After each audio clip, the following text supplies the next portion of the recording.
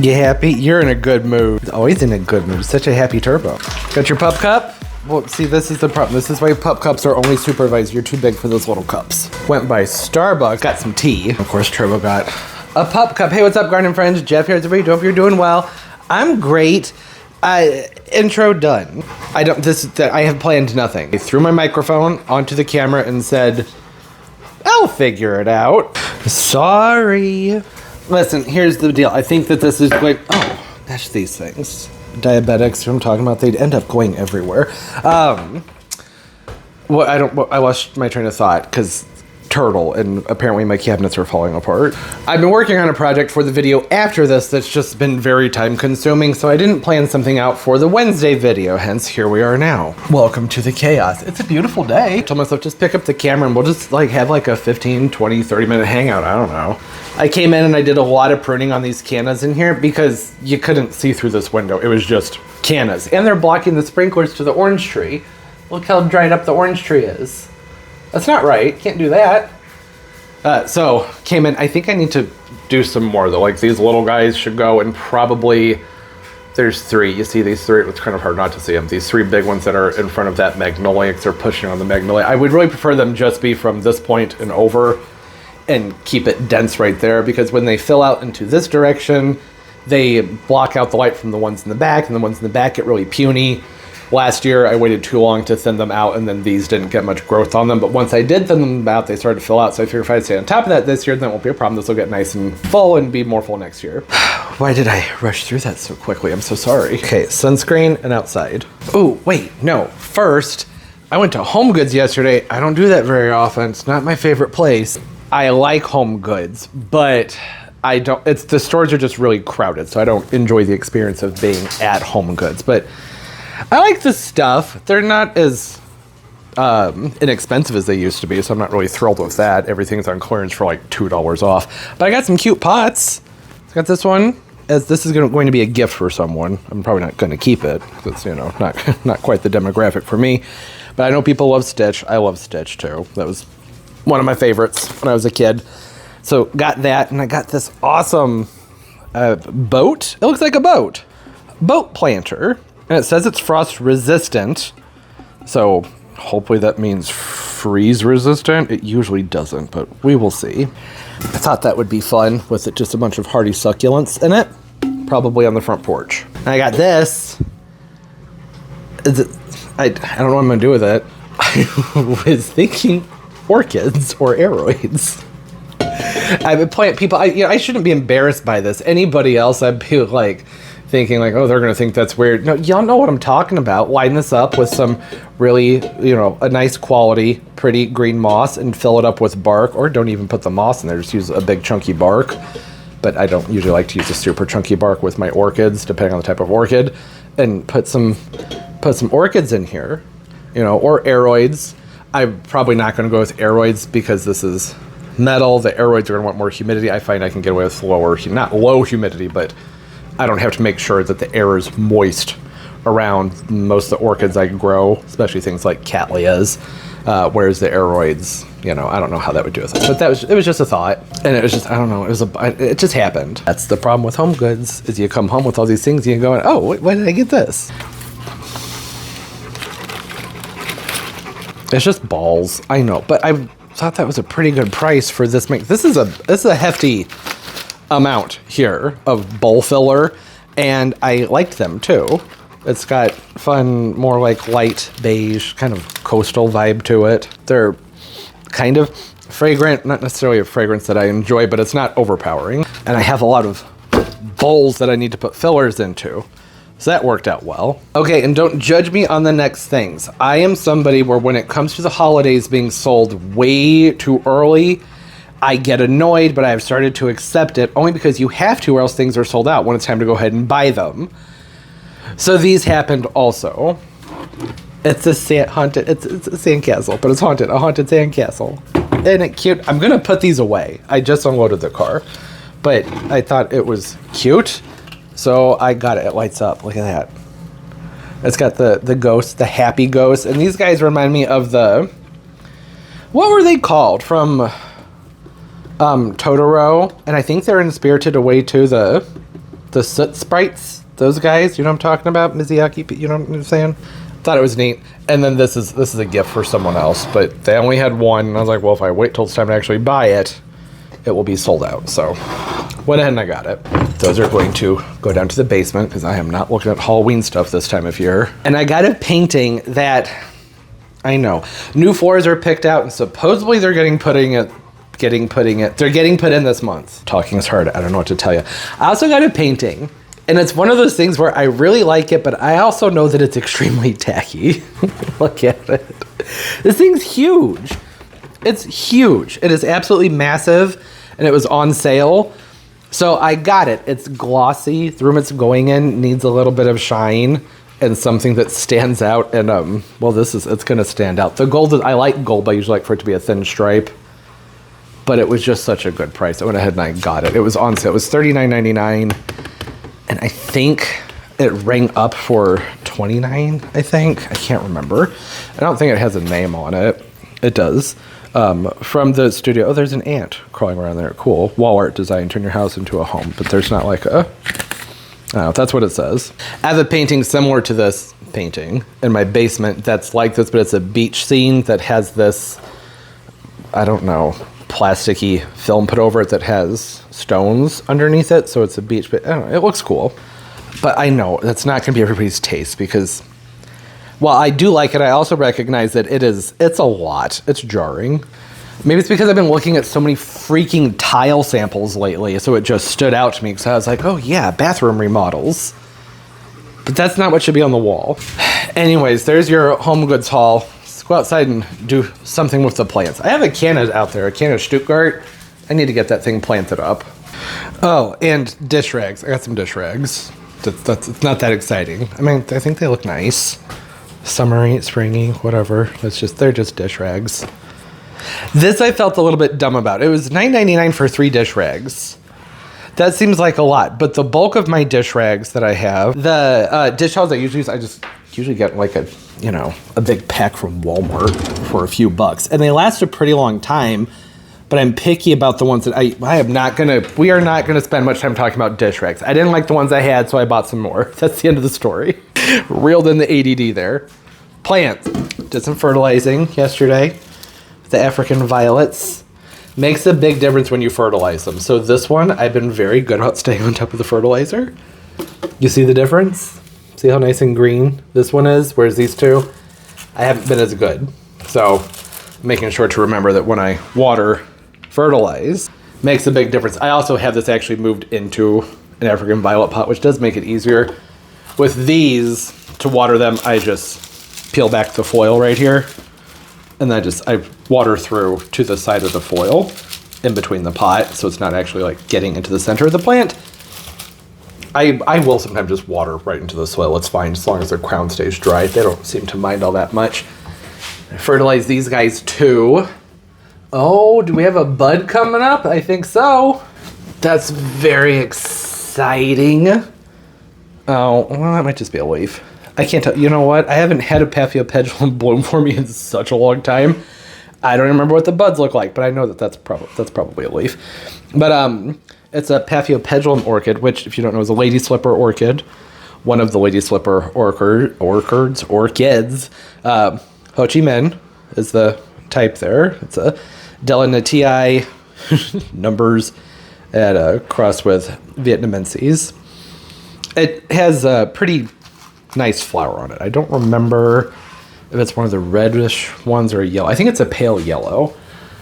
I'm pretty sure. It's never bloomed for me. I just got it a few months ago.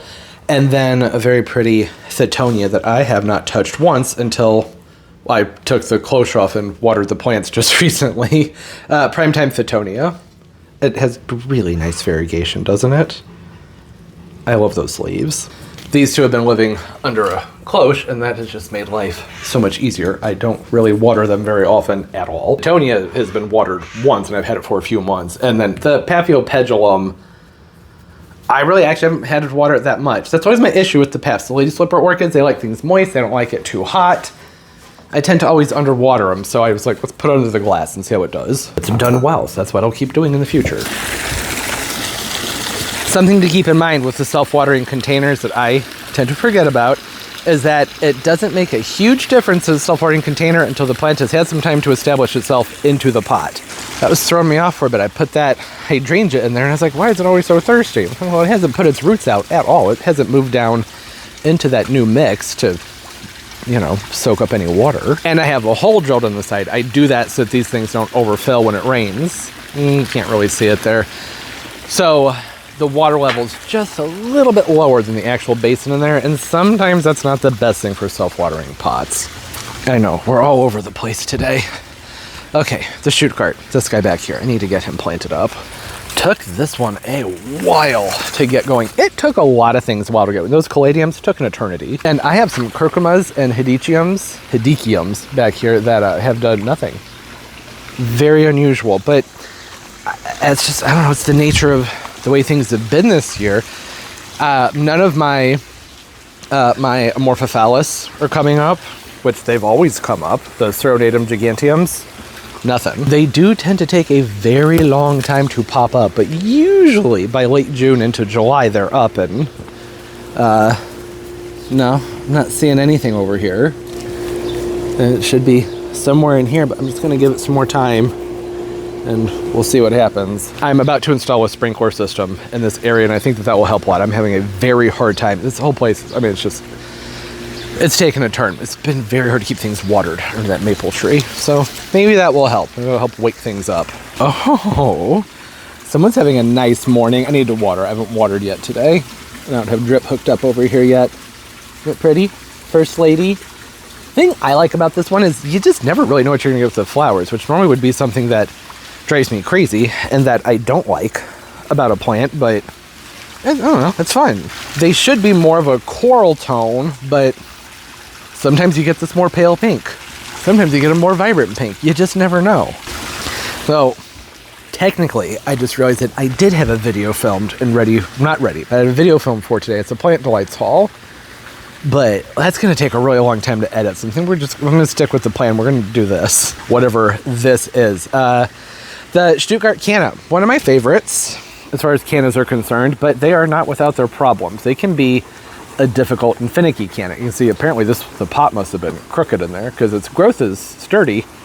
It was just reaching for the light and I didn't realize it. That's the variegation that throws them off. So typically with a canna, they're a plant that's going to want full sun and consistently moist soil and warmer conditions. Generally hardy, I say zone 6. Most people say zone 7 and up. Some places say 7B, which is that's just insane to me. We are zone 7A now, but growing up, this was 5B in this area. And it did, like on rare occasions, it would drop to like minus 15. I don't know about minus 20, but it happened. Not that often, but it happened. Well, heck, it's only been several years since we had a very long spell being around negative 10 to negative 12 Fahrenheit. But the cannas, if you put a good layer of mulch on them, they'll usually come back for you. I would try them in zone 5, as long as you have the heat in the late spring or summer, or I mean, whenever. As long as you have the heat to bring them up and get them going, lots of water, you can probably grow them. If not, they're not that hard to store. The Stuttgart isn't like the other cannas. They don't like the full sun. This has not been receiving anything close to full sun over there in that spot, and it still has scorch on it. Now, there are some hacks, which means mostly useless, non-science-based information to keep them from scorching. I've yet to find one that really works. People say that you can add Epsom salts, which, you know, that can be problematic. You gotta be careful adding the salts. It's not always a bad thing. You just wanna do things sparingly and, you know, run soil tests and things like that if you're adding much to your soil that's not organic. Well, I guess Epsom salt is organic. You know what I mean? Salts accumulate and you can cause binding with certain things, and it's not always great. Whatever the case, that Epsom salt thing, I did try it out of desperation. It didn't help that I could tell. The best thing that I have found for it is just keep it out of the hot afternoon sun and to make sure that it's not let to dry out. This is probably too big for this container at this point, I would imagine. Yeah, look at that. The whole base of that soil's moving with it. So it's been harder to keep it watered. I just have everything that's over there. Those are set in that spot specifically because sprinklers hit that area. This, it's just not enough for it, what it's getting. So we'll find a better spot for it. It's going to get really bright morning sun and afternoon shade, but it has to be a sweet spot, because if it's not enough light, then you get really scraggly growth on them and they look weird. Really, I would say if you live someplace with cooler evenings, that does seem to work for them. I've seen them, I guess you can't really do it as a perennial, but up around Lake Michigan, looking really pretty. But maybe it's just too hot here to get them looking really, really nice. I've only been able to do it a few times, and it was with very specific locations in the gardens. And I was actually thinking that I would like it over here where this Alocasia is. The problem is I also really like having this Alocasia over here, but it would be getting dappled light because of the Adenidia pond. What the heck? What's going on with my brain? The palm up above it could be an option. If this was a more vigorous plant, I'd say combo plant them together. Which I could do that. I think I want a really big planter in this little spot though. And those luteas get big, but these are both plants that could use a repot right now. I don't have a cache pot or anything large enough for that spot. It would just be a black nursery container. Oh wait, maybe I do. I think I do. I have that pot that I got from Walmart. Yes, here it is. Okay. Look at that. I think that'd be good. I would like the way that, okay, I almost tripped. I would like the way the Alocasia would look in here. I think that'd be a good fit. Let's see here. How wedged are you? Oh, that's not too bad. Let's see, how much of an upgrade would this even be? I'd say that's a decent upgrade, wouldn't you? Oh, that's plenty of room. Yeah, we could make them both fit. The thing is though, like I said, the Stuttgart's not the most vigorous of the cannas, and the lutea Alocasia does not give you really nice yellowing unless it's getting a lot of light. So really the lutea would benefit from being moved to more sun. Oh man, I just created a whole set of problems in my brain.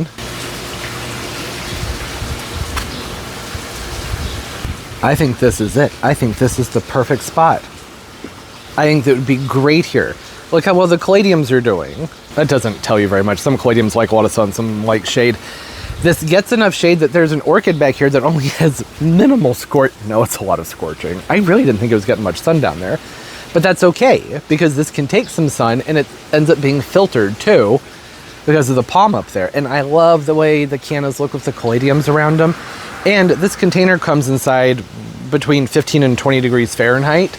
So I could probably just leave that canna in there all the time. That's what I plan on doing with these caladiums, is just leaving them in there all the time, all year, and hoping that they come back every year, as long as I'm not letting this palm take, you know, prolonged periods of really hard freezes. Which is, I mean, it's a windmill palm, right? That's the thing. They can handle it. They can handle those prolonged cold snaps. So maybe this isn't the wisest matchup, but I like it, so I'm doing it. All right, I have done my best to make room in here so you can see what I'm doing. That just leaves pretty, but it's gonna be a tight fit. It's gonna be a very tight fit. I was thinking I could put the canna right over here in this area. It's pretty much the only space I could put it, really. Oh, found a coconut.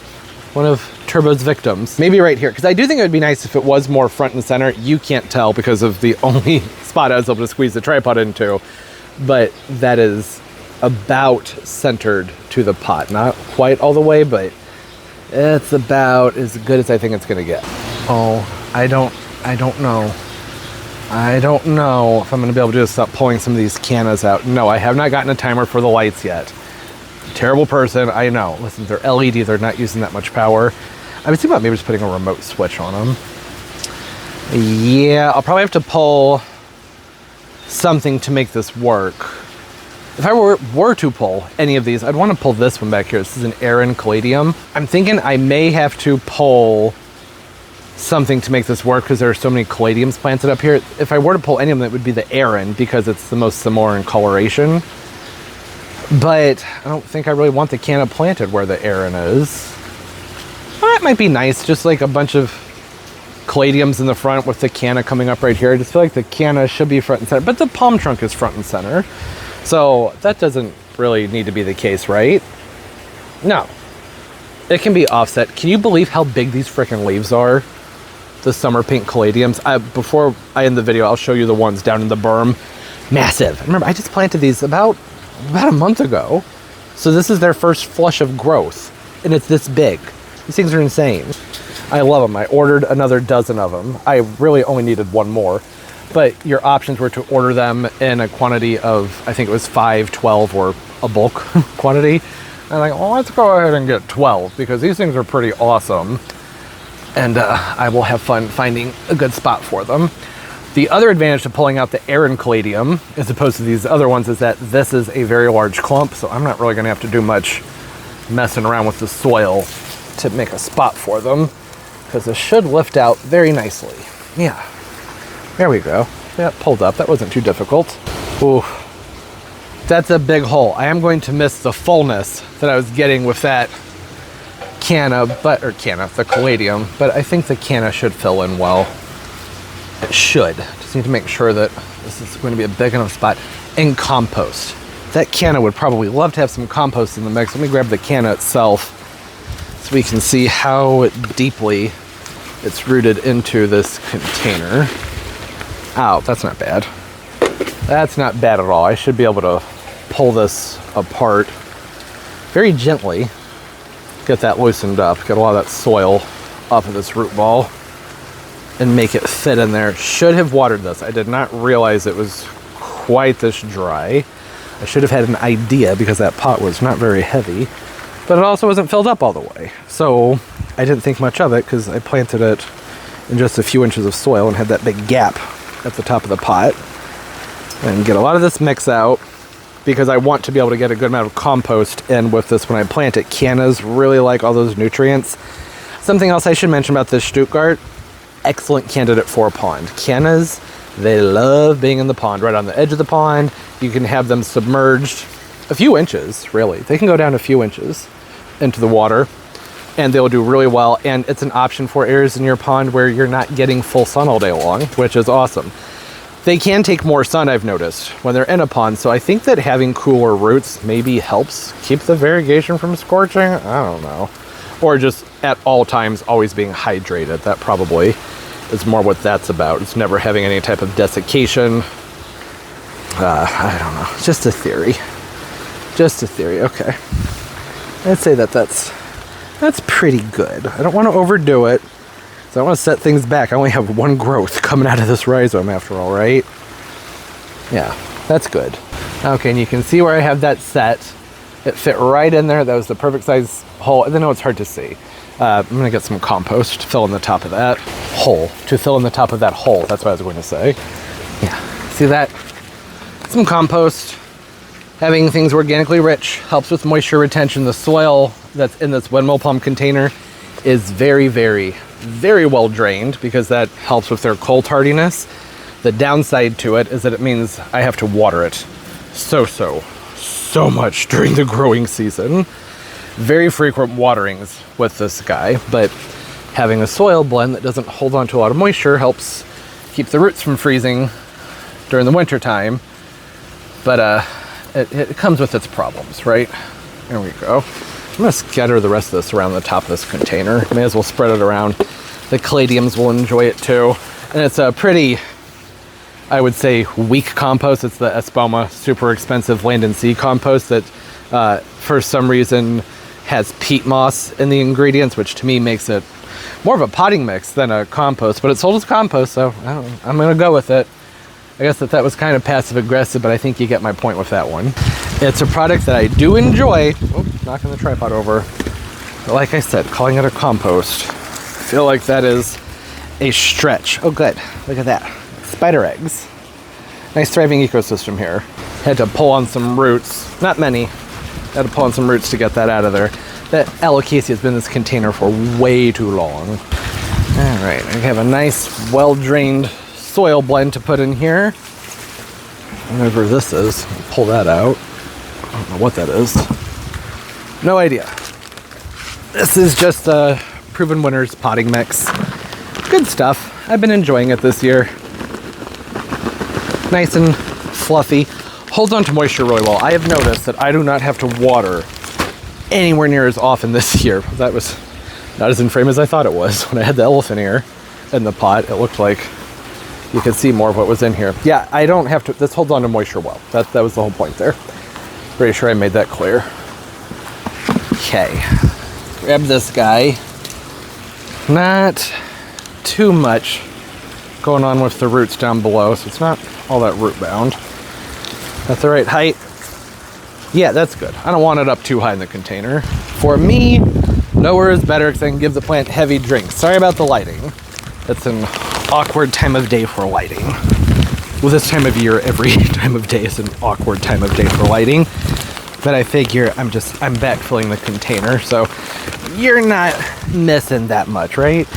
It's pretty self-explanatory. Get the new mix in there.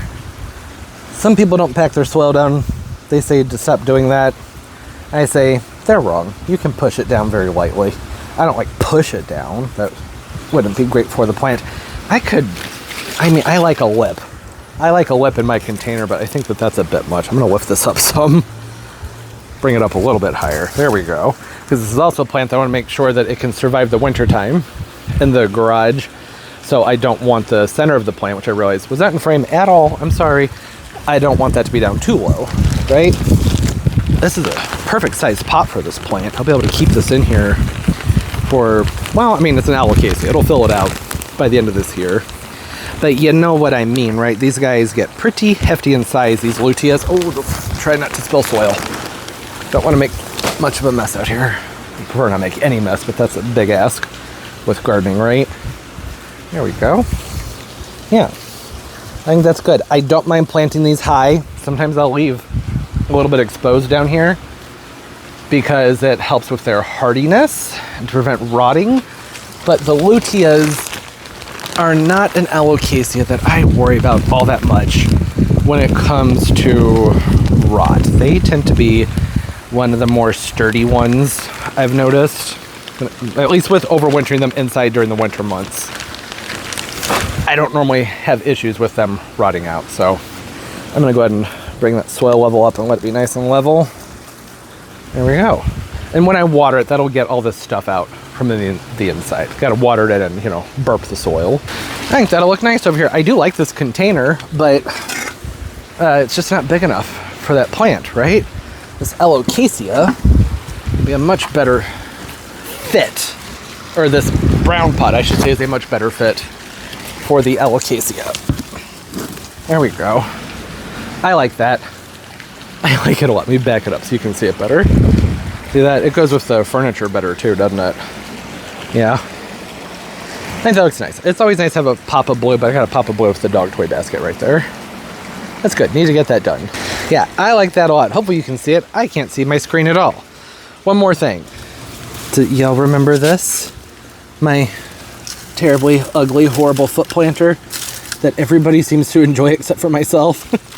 I don't hate it. I just feel like it's an attention stealer because it's just a foot, but it gets so much attention. People love it. I think that would be a good spot for this caladium. Yeah, I think that's a perfect spot for this caladium. See that? It's a good fit. Goes well over there. Has some filtered light. The air in caladium can take a good amount of sun normally, but that'll be a good spot for it. Just gonna backfill it, and I'll go show you those caladiums I was talking about a minute ago. Wow, that was a good amount of little things getting done. I love that. Just imagine those big variegated leaves filling out in this spot. I like variegation in areas where things are darker in the evening. That's gonna be so pretty. It's gonna light up very nicely. I really like the way, and hopefully you can see it, I love the way this pot goes with the furniture over here. Looks great. The foot's cool. It's nice. It's whatever. It is neat. These caladiums, these are the ones I was talking about. I know I keep raving about them in all my videos, but it's because they're so freaking nice. Monsters. Monsters. You see just the specks of white from down here? Those are just the caladiums. These are from Florida Caladiums or Caladiums Florida. I don't remember. There'll be a video coming out about them. And not too terribly long. You can see I have one where either I didn't plant one or it's not coming up. I don't remember. Thought I planted 4. Maybe I only planted 3. Look at this leaf. This isn't an Alocasia. It's a Portora. It's a small one. It's just coming up, but still. I don't know in what world I've ever had a caladium with leaves that are bigger than an Alocasia that's got a good 2 feet of height on it. More than that. That's I mean, if you pull up to the tip, that's a good 3, probably 40 inches right there. Meter, somewhere like that. And the caladium is dwarfing it. look at it. And the leaves are fun. You get ones that are all the white with the red, and you get these other ones that have the green on them. And they're just freaking huge. Monsters. Gigantic plants. 10 out of 10 recommend. If you want really big, sizable caladiums, get these summer pinks. And go ahead and just buy the jumbo bulbs. They cost a little bit more, but you jump off with a much larger established plant. I mean, look at this. This is only 3. That's filling in a space that's probably, I don't know, 7 by 5, I'm guessing. Monsters. Oh, everything's looking so nice this time of year. I love it. Absolutely love the garden in July. Early to mid-July. Late July, things tend to fry and look really bad. All right. Hey, thanks for hanging out. Hope you enjoyed the randomness and the chaos and having some fun times with the plants. Comment down below what's going on in your gardens. Fun finds, bargain shopping, good pots that you found. Any hacks you've tried to help keep your variegated plants from scorching, let us all know. I hope everybody's doing well. Have a great day, great life, and everything's going absolutely beautifully for you. Keep on growing. Bye-bye.